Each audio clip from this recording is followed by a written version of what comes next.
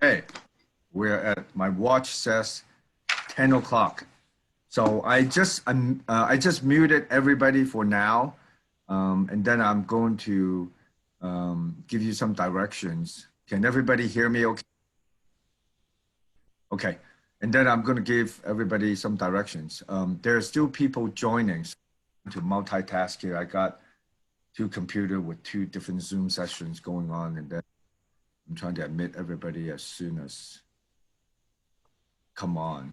So anyway, I wanted to wish you all a great morning. I think it's getting to be 100 degrees out here in Tucson again.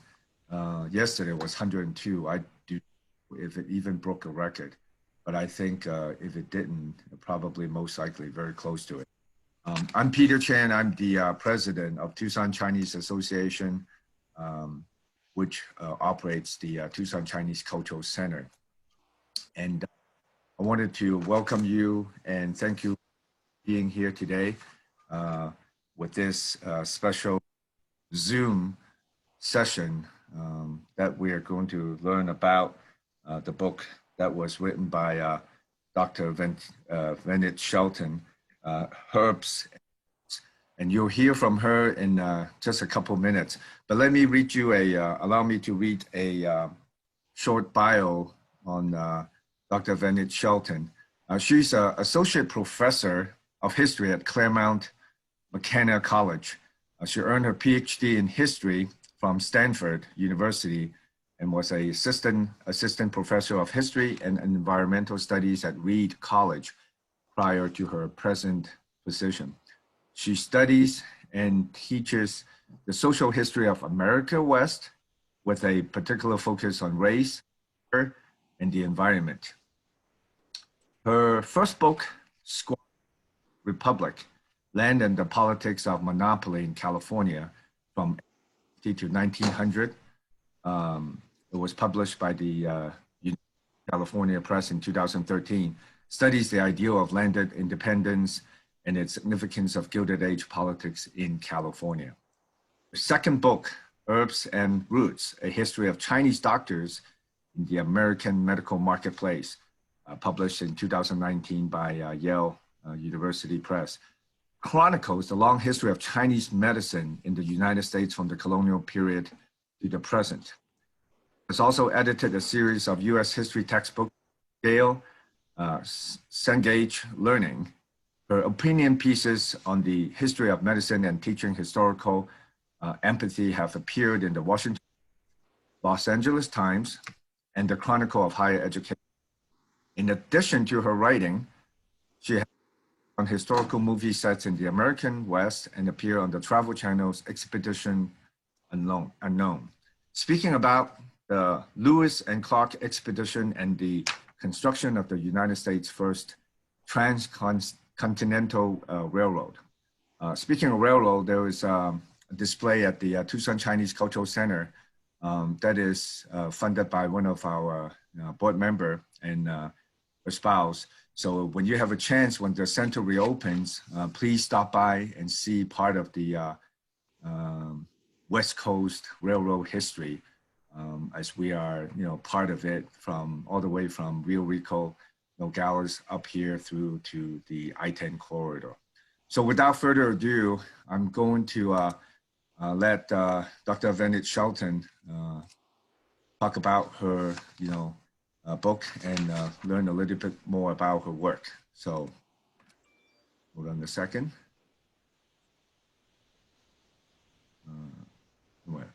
Oh yeah, there you go. I am unmuted now. Thank you. Right. Thank you so much. It's really a pleasure to be here. I was supposed to come out and be with you in person back in May, and I'm so sorry for so many reasons that didn't work out. I love Tucson. My mother and father-in-law lived in Tucson for almost a decade, and I really always loved going out there and enjoying the beautiful Sonoran Desert and shopping at La Encantada, which I really miss a lot. But I'm delighted to be here today. I'm sharing this book with you, which features the family of someone you may know, and the person who connected me to all of you, Anna Dawn. So she's with us here today and is going to share some of her family's history as well.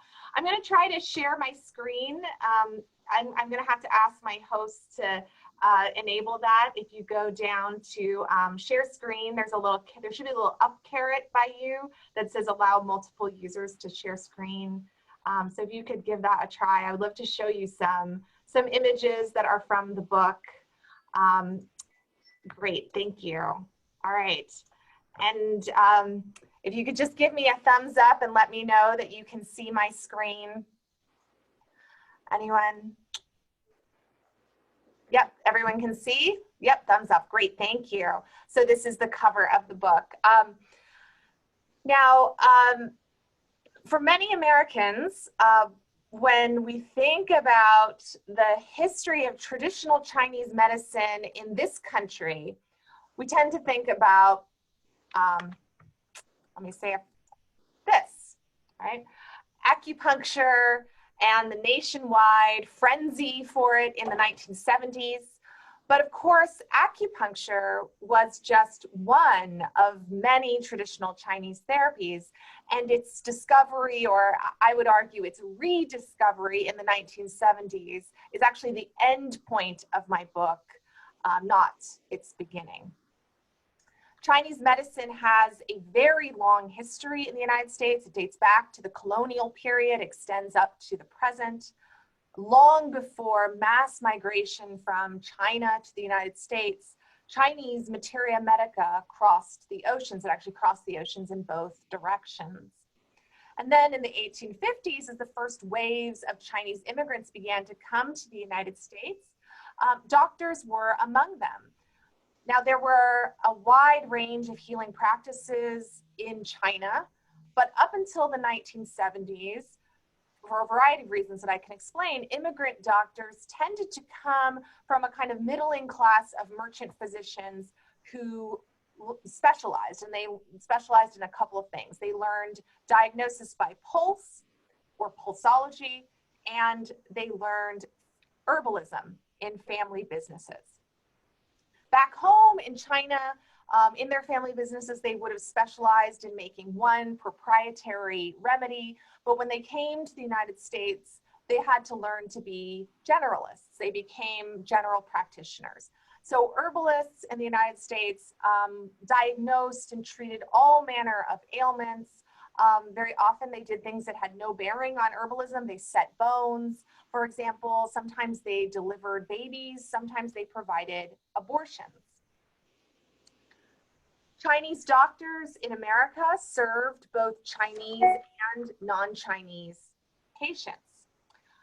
And over time, so this is actually an advertisement, someone who's practicing in Los Angeles in 1880, and you don't see it, but on the back side, he lists all his services first in English and then in Spanish. And so what you see is that Chinese doctors in the United States were advertising their services in English and Spanish language newspapers, and over time, Chinese medicine, along with other medical knowledge systems deemed irregular or alternative, both facilitated and undermined the consolidation of Western-style medical science. So this is really what my book is about. It chronicles about 200 years of the history of Chinese medicine in the United States, its history of transplantation and transformations, but it's also a history of American medicine, its professionalization, its regulation, and it is more generally a history of Chinese immigrant life. Now, I began researching and writing this book when I was teaching in Oregon. As my host mentioned, my first job out of grad school up in Portland, Oregon. And just about anyone in Oregon eventually becomes familiar with this fellow, Dr. Ing He, who practiced medicine from 1888 to 1948, so very long career, at this pretty remarkable apothecary called Kamwachung, way out in eastern Oregon in a town called John Day, very rural, very impoverished, actually, part of that state. When Inghe was too elderly to continue practicing, continue to running the business, when he was too kind of elderly and infirm to run his business, his nephew, who was also an herbalist, came out to John Day, moved his uncle to a nursing home in Portland, and then locked the door. He just kind of closed the door and locked it on this building and left everything sitting there in place, just gathering dust for nearly 30 years. So this is a picture of Inghe when he was older, outside of his business.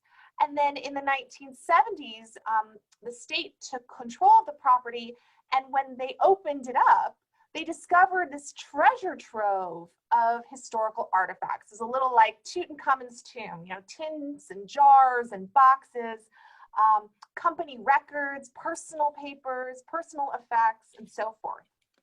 So today, Kamwachung is a state heritage site. It's an archive, it's a museum. You can go and visit if ever you want to drive about 5 hours into the wilderness from Portland. And Inghe himself has been the subject of an award-winning documentary that aired on Oregon Public Broadcasting.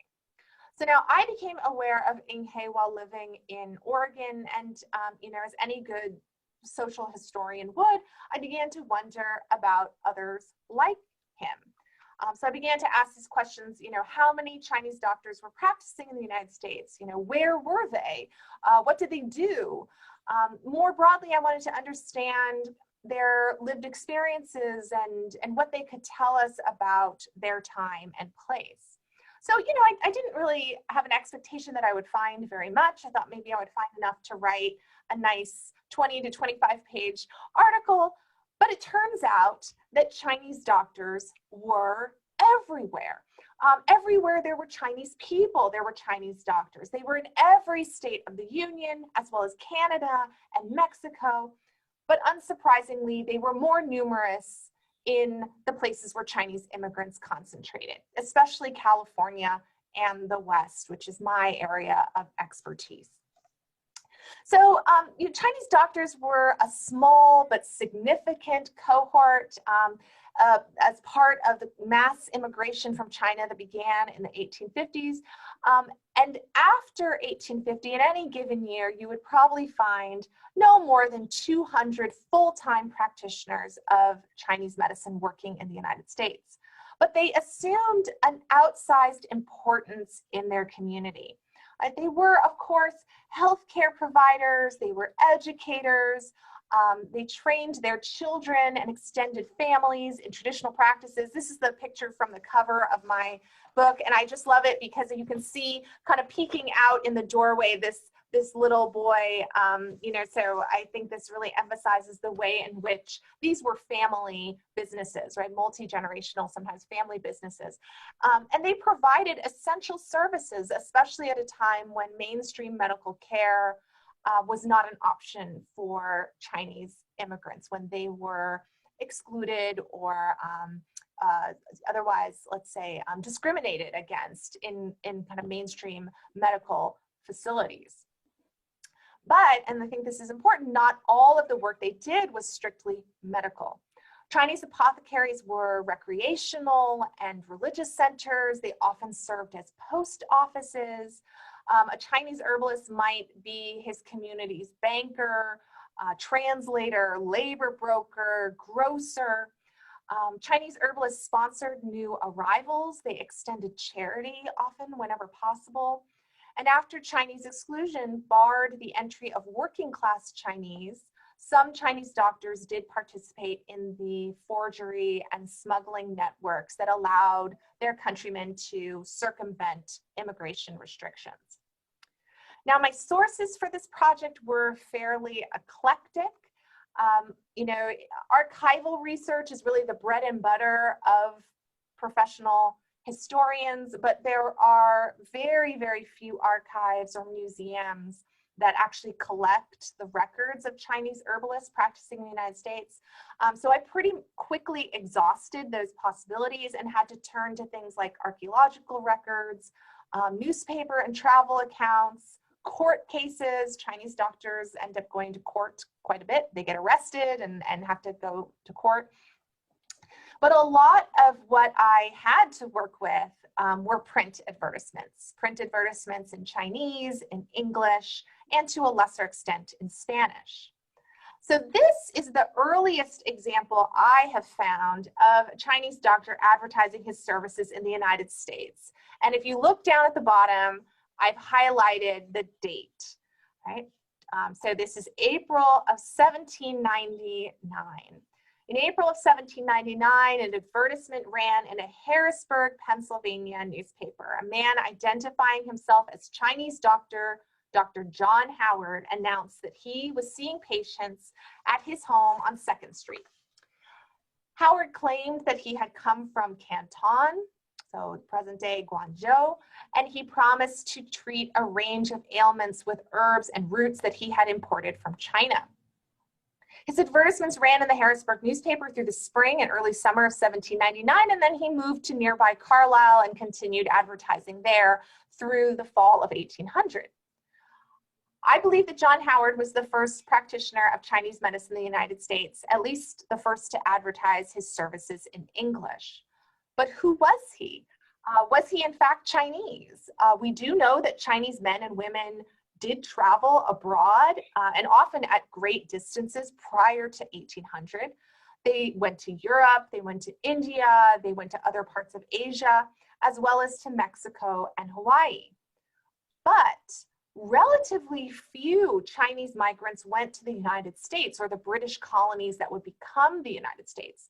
In fact, their presence there went unrecorded until the 1810s, when a few religious students and domestic servants began to appear in the written record. So John Howard, if he was in fact Chinese, would have preceded those men's arrival by more than a decade.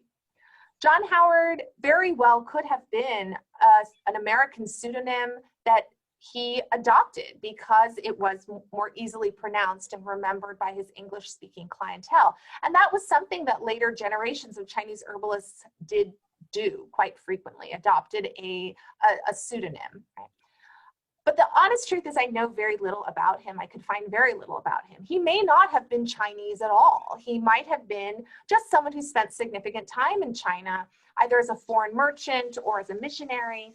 He did not appear at all in the 1800 census for either Harrisburg or Carlisle, nor other public records, aside from a few mentions in newspapers and a medical journal.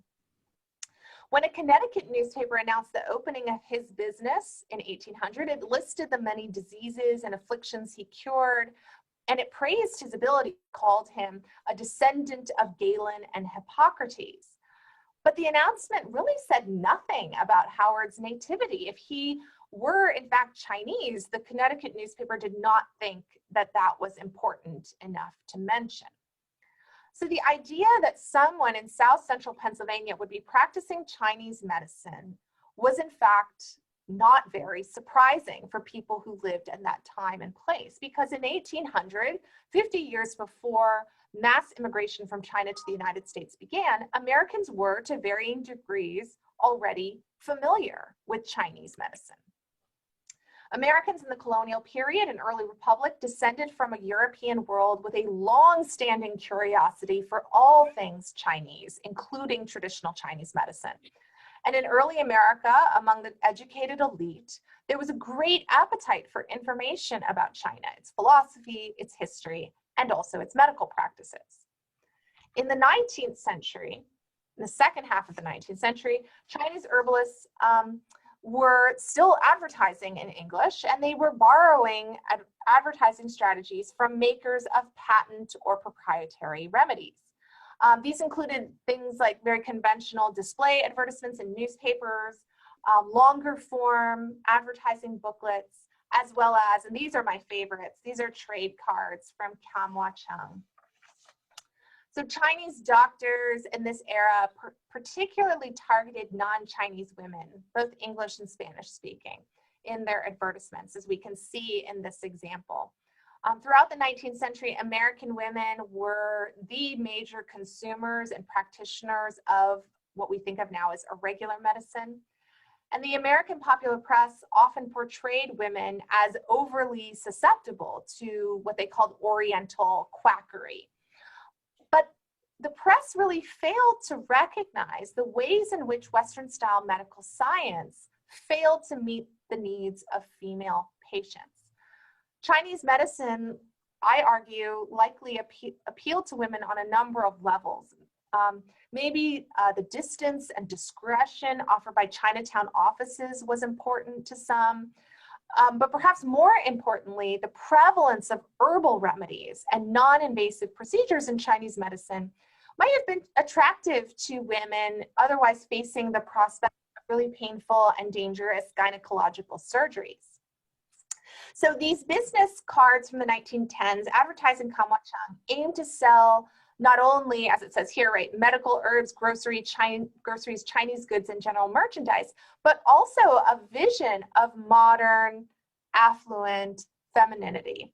So each card, and this is just a sample of them, each card portrayed a white woman, Dorothy. I don't have an image of this one up here, but there's one of one named Dorothy who is kind of gaily ice skating.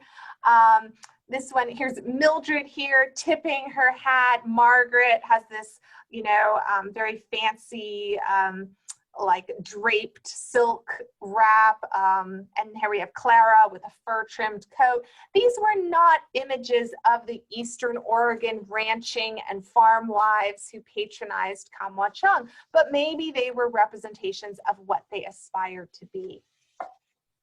Now, aside from print advertising, my other major source for this project were interviews with the American-born children of Chinese herbalists. For example, your neighbor, maybe someone you know, Anna Dawn. And I'm going to show a picture of her parents, Chan Du Sung and Aster Lee. This is, neither of these children is Anna. I'm not sure which of your siblings these are. Who are these siblings, Anna? These are your older siblings, right? It's my sister and my older brother, Lyman. Yeah, outside of the family business. So I'm going to turn this over to Anna now to tell the story of her parents. Well, yes, I'm a daughter of an herbalist. I'm a granddaughter of an herbalist. I'm a great-granddaughter of an herbalist. So we go back a long way, but not as long as the origin of Chinese medicine, some 3,000 years ago. I remember my dad relating the story of the Yellow Emperor, who had an extensive garden. From it, he would take various herbs and roots, flowers, and brew various teas. And then he would note the effects that these teas had on the body. So from these observations and through the centuries, we have today this historic compilation of the curative powers of herbs. Well, my dad came from China in 1916 as a student,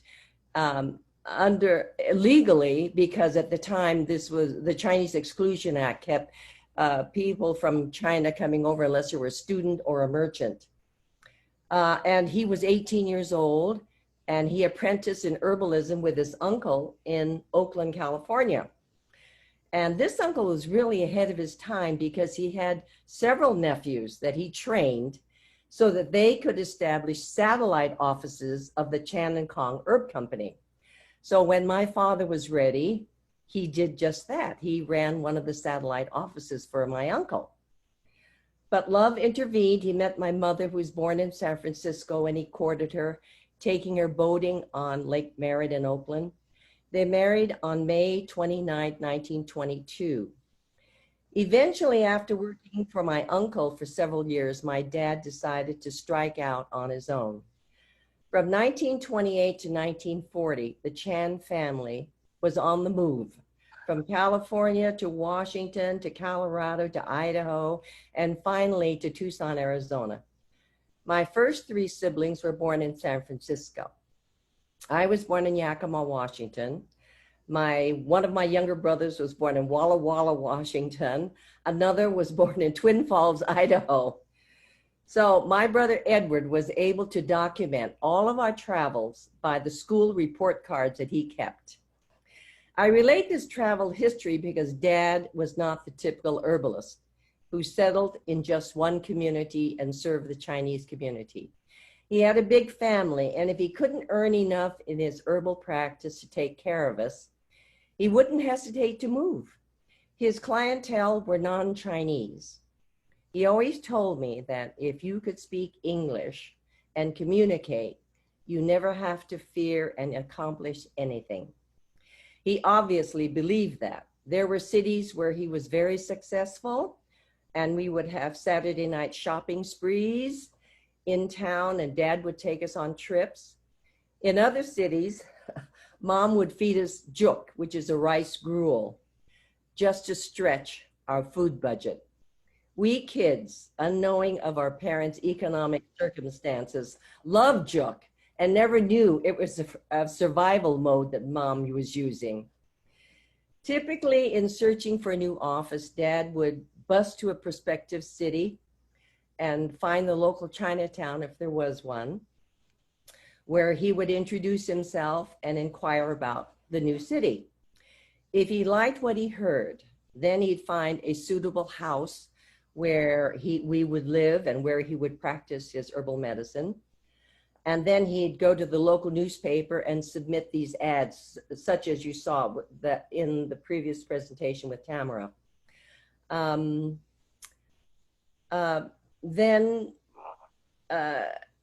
came the big move of family, furniture, and all of the herbs.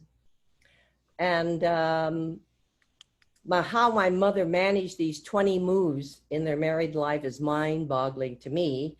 And I, for the longest time, did not know that most people are born, raised, and live to their dying day in one place. My mother is also atypical of Chinese housewives. She had a third-grade education, but learned to read and write English and Chinese from my father. She was my dad's right-hand man. After Dad had diagnosed the patient's medical problem and prescribed the herbs to be used, Mom would gather the various herbs from various drawers of herbs and boil them into a tea. One dose for the patient to drink while she was there, and the rest packaged into bottles for a week's supply. Was he successful in curing his patients via herbal medicine? I can only point to the many testimonials which his patients wrote telling of their cure. These were printed in local newspapers as part of our advertising. Advertising testimonials that Dr. Shelton referred to earlier.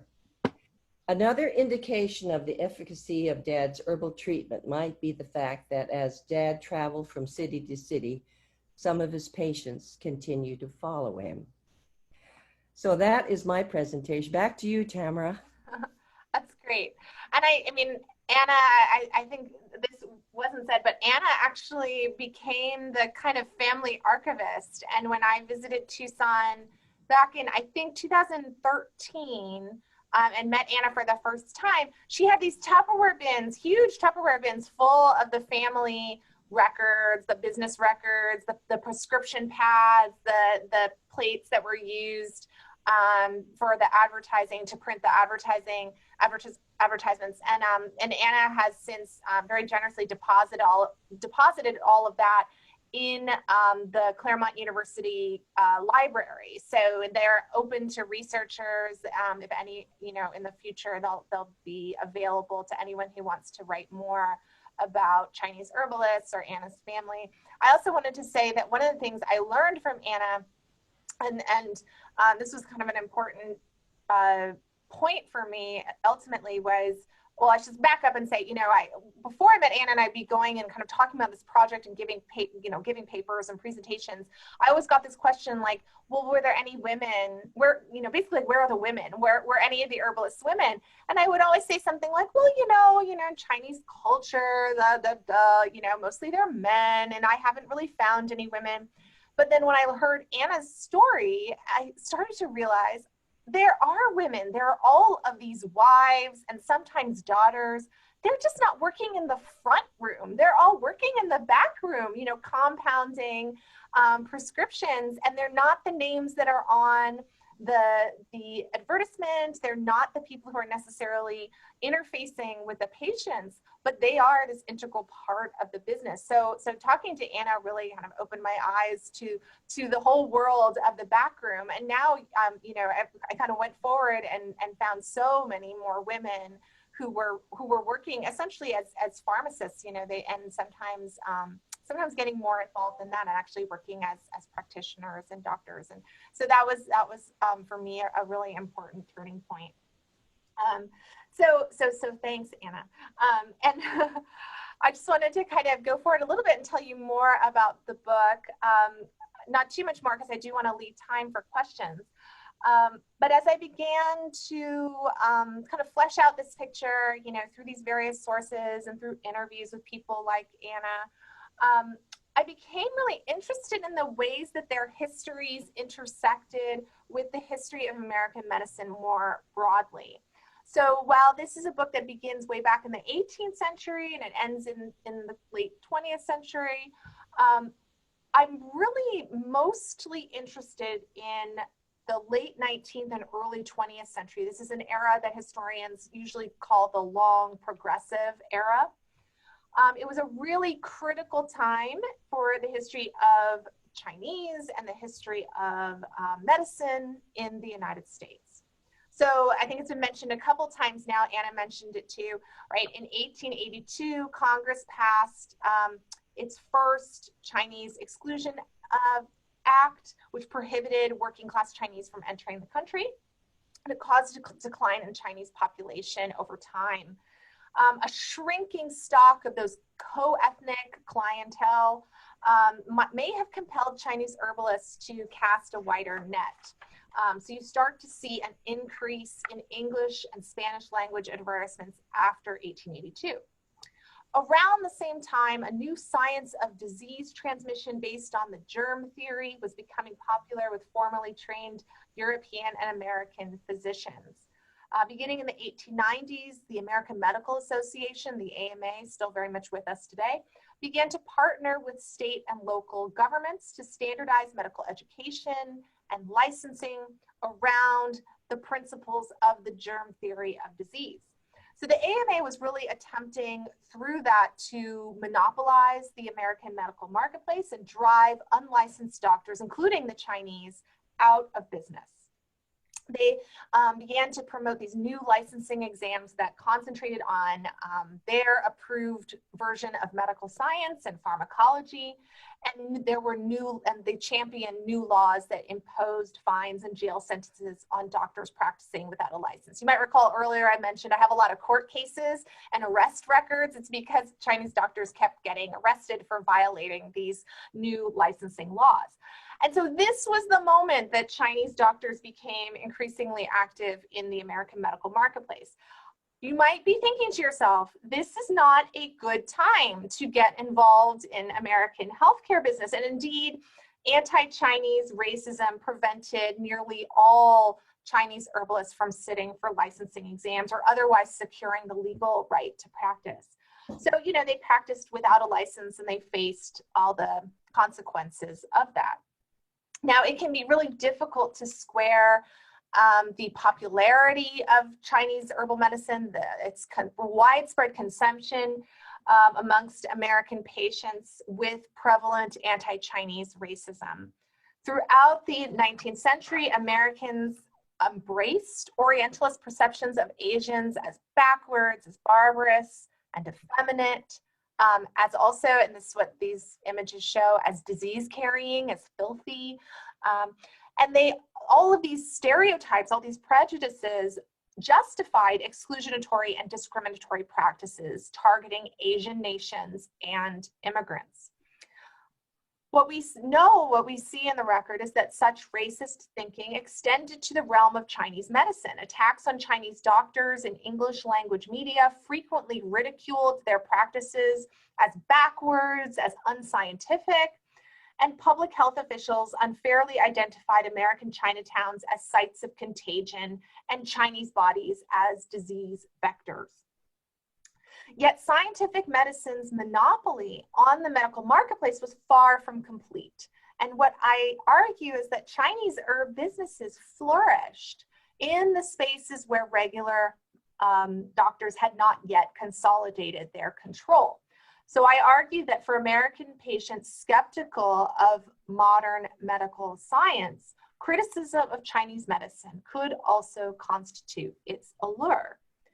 In the book, I detail how Chinese doctors' advertising effectively self-orientalized, right? In their advertisements, they were effectively self-orientalizing.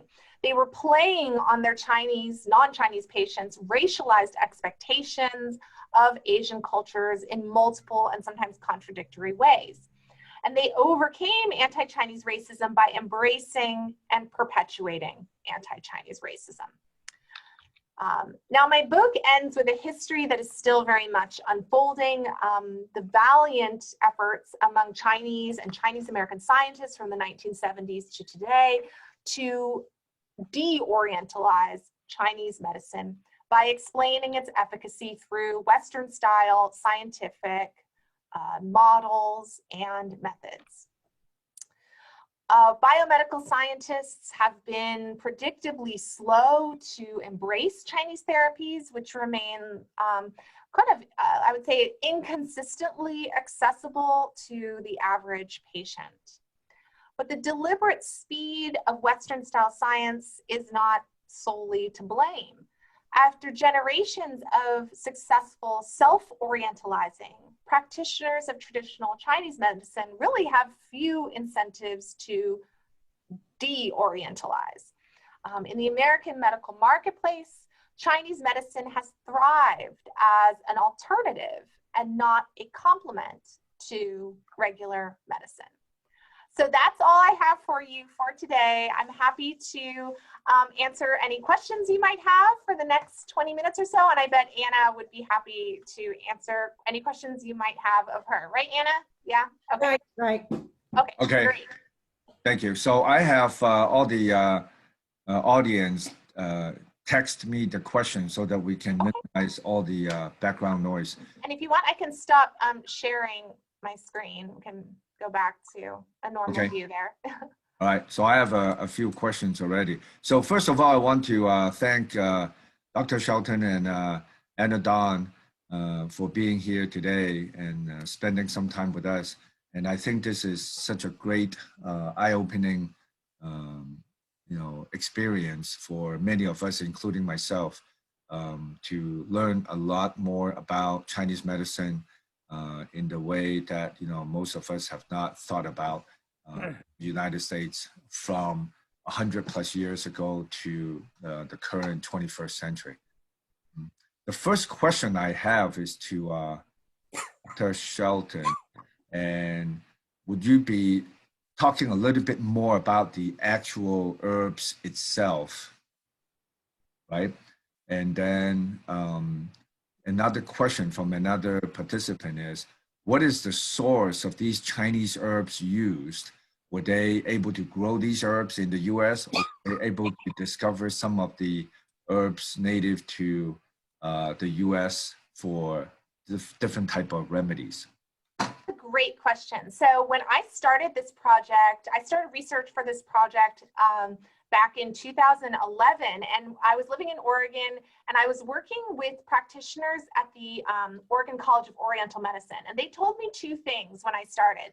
They said all of the herbs, all the botanical, zoological, mineral ingredients for these remedies were sourced in China because of the specificity with which everything needed to be procured, harvested, cultivated, whatever, right? So if you're familiar with traditional Chinese medicine, you know that it's various component parts. It's not just about like a specific species of plant or animal or whatever. It's actually about where is it growing, under what moon is it harvested, at what time of year, like there are all these very particular ways that traditional herbalism thinks about procuring its material. So I was told that. I was also told you will never find a Chinese doctor performing an abortion because that's antithetical to the principles of traditional Chinese medicine. So that's what these practitioners at the Oregon College for Oriental Medicine told me I would find.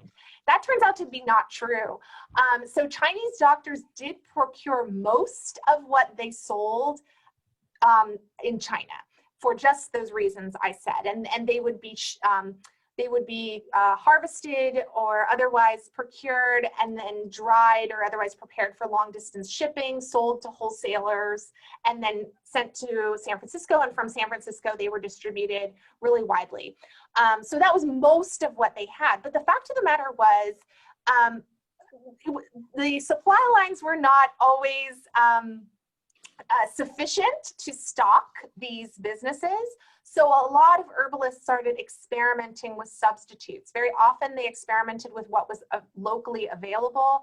So you see some swaps, like instead of like a particular species of Chinese snake, they'd use a rattlesnake. Instead of tiger bones, they might use bobcat bones. There's a lot of foraging nearby or growing their own. They end up growing a lot of things locally, like ginkgo biloba and a couple of other things that are frequently used. So, and this is accelerated during World War II and right after World War II, when there was an embargo on goods shipped from communist China. Chinese herbalists who wanted to stay in business had to find different ways of substituting.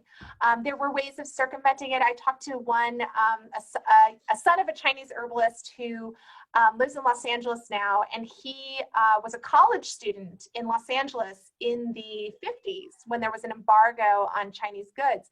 And he became a smuggler. His dad, who was in Macau, would ship him, as long as he would ship him little boxes under 20 pounds. And if it was under 20 pounds, it wouldn't get inspected at customs. And so he would ship him like box by box supplies.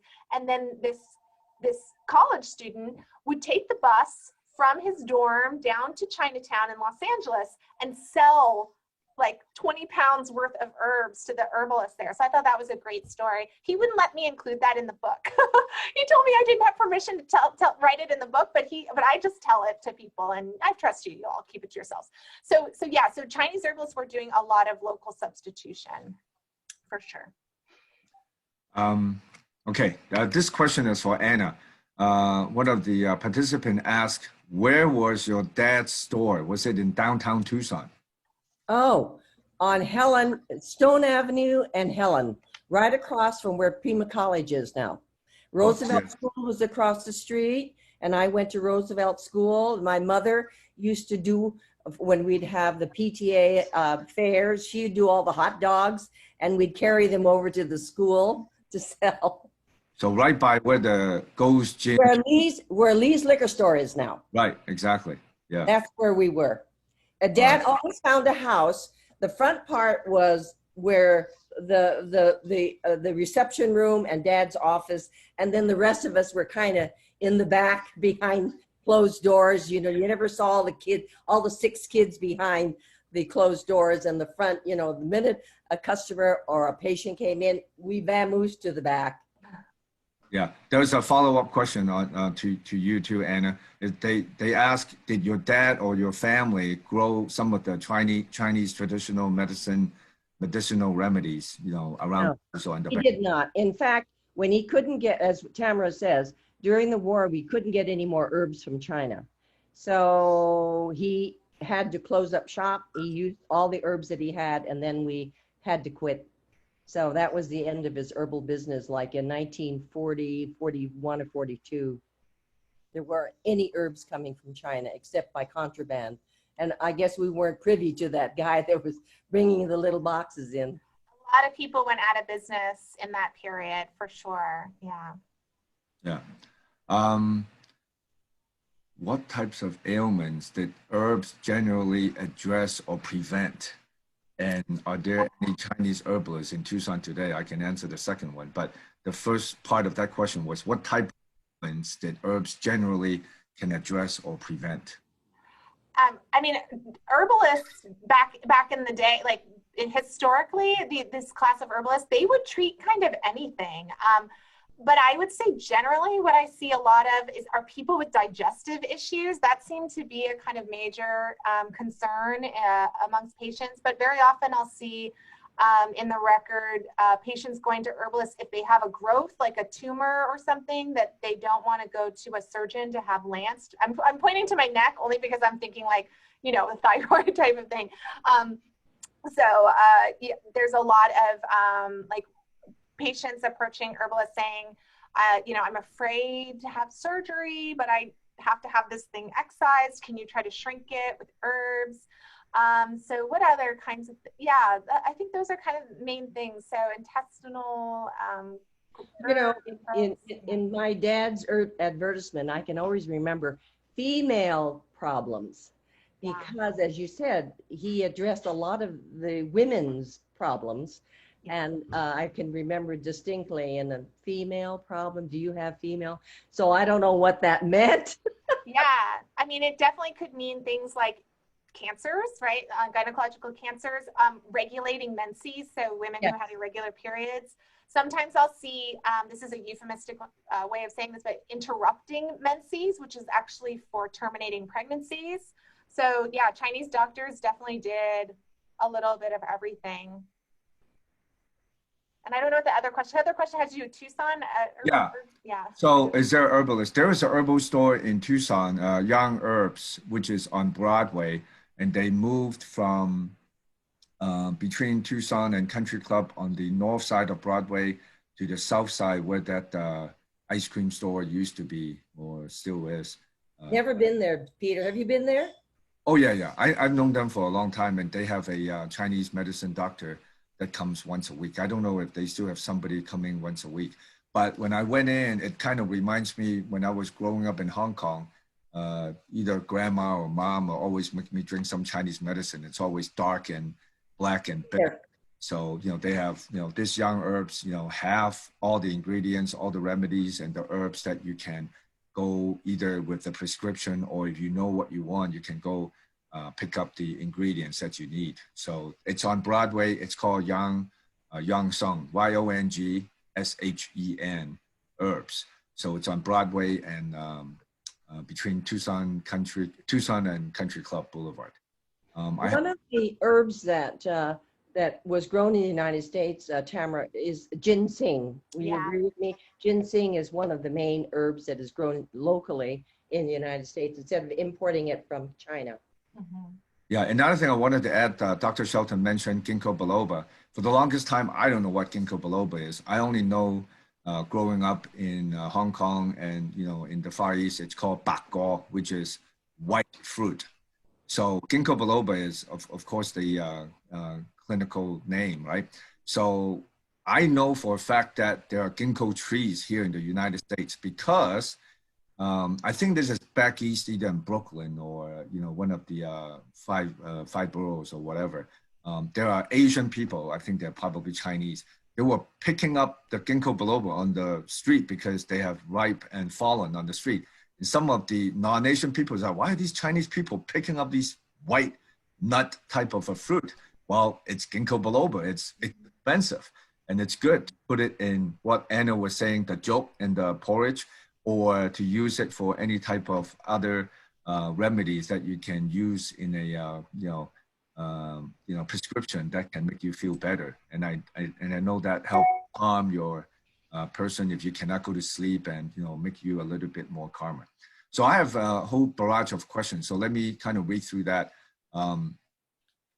Somebody just said they have a huge ginkgo biloba tree in Baltimore. So they're pretty. The other tree that's really common here is Ailanthus, which I think is commonly called stinking nightshade, I think. And I can actually see one. I'm in my office, and I can actually see one from my office window. They're invasive species in the West, and they were propagated by the Chinese for the purposes of medicine. Chinese railroad workers were kind of propagating them, and then they spread.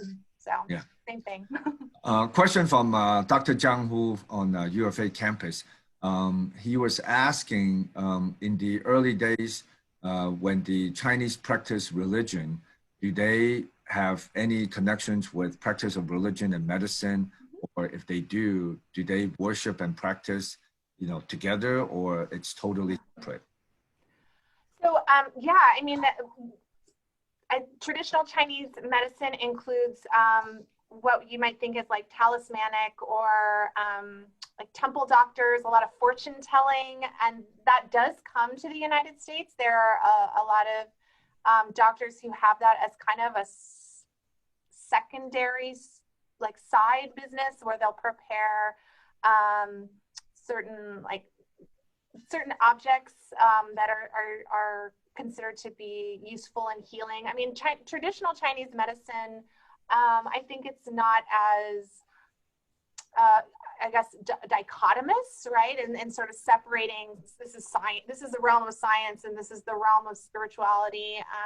Traditional Chinese medicine doesn't really perceive of those as being separate categories. So the origin of your illness might equally be germs, right? Like these sort of microorganisms carrying disease, or it might be demonic possession. And so not very many of the people I write about had that as their sort of main business, but there are plenty in the US, there are plenty of temple doctors, there are plenty of sort of religious practitioners who are doing healing too. Okay. There's a question. Did the Chinese bring fruit to the US? Was it medicinal? Did they bring what? Jujube. Yeah. Was it medicinal? Are you talking about Hongzhou? I don't know what jujube in Chinese is. I know what Hongzhou. It's Hongzhou. Hongzhou is red date, right? Yeah, Hongzhou. Okay. I don't know. Anna, do you know? I don't know if it's a Chinese tree or not, but I know that we used a lot of Hongzhou jujube. Yeah, we eat it. But yeah, I don't know. You can dry it. You can eat it off the tree. But I think what needs to, this is a whole new realm to speak of, but Chinese herbal practice is really basically living a balanced life. Things that you eat influence what you are. Like, how would you say that? Too much fire. Don't eat right. food.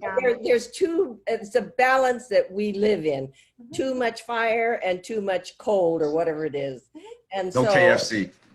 Yeah. So that's the whole thing of Chinese dietary practices, which is part of Chinese medicine, I think. Right. Food is medicine, right? I mean, that's yes. the expression, your food is your medicine. So there's, again, there's not that kind of dichotomous thinking. I think we're, in Western style medical science, we're very accustomed to kind of like, well, there's this category called medicine, and then there's this category called food. But in Chinese traditional practices, they're all kind of integrated. Then, so aside from receiving herbal remedies, what other type of healing procedures were being done? So very often they were doing kind of minor surgeries, like so I do have examples of doctors who would do some excisions, would do surgical abortions. They were bone setters.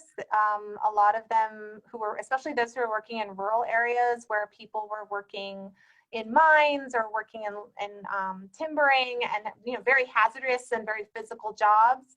They ended up learning quite a bit of how to perform the kinds of services that people in that kind of physical labor needed. I think it wasn't common though, as I think. Yeah, mostly herbalism. Yeah, but mostly what my dad did, he would create compounds like mud. I don't know what kind of compounds. Like poultices. Yes, and he'd put it on this sore or whatever it was. Yeah. And that was as far as he ever went, applying something to somebody's body. Yeah. He never cut in, but he would apply these ointments, or he would apply these poultices. I guess it's poultices. Mm-hmm. Got paste. Okay, so I don't see any more questions, but I want to make sure. Let me see the book. It's hard with the virtual background. Yeah, the virtual background. So for some of you who have not had a chance to read the book, and would like to purchase a copy, please send an email to Susan at the Tucson Chinese Cultural Center, and they are $30 each, and then we can have them drop ship to you, or you can go on Dr. Shelton's site to learn more about it. Let me see, I don't think I see any more questions. And I know, and again, I want to thank Dr. Shelton and Anna being on here today and sharing with us these topics about Chinese herbal medicine, and the book that she wrote, which I know a lot of time went into it. I'm going to read it myself, definitely. And for some of you, have any more questions, hopefully in the future when the center is opening up, we can definitely invite Dr. Shelton back, because I know you have family here, and I know your father-in-law personally. I know he's traveling a lot right now after he retired from the university. So there's a lot of things to be done and to be seen. But when the centers open up, when we can freely travel and be with each other safely, definitely we would invite you back and have a in-person discussion, and hopefully you have some more insights to bring to us. So, sure. Okay. Thank you so much, everyone, and wish you all have a great start to the weekend, and stay cool. Thank you so much for your support. Thanks so much for having me. Thank you. Bye. Bye.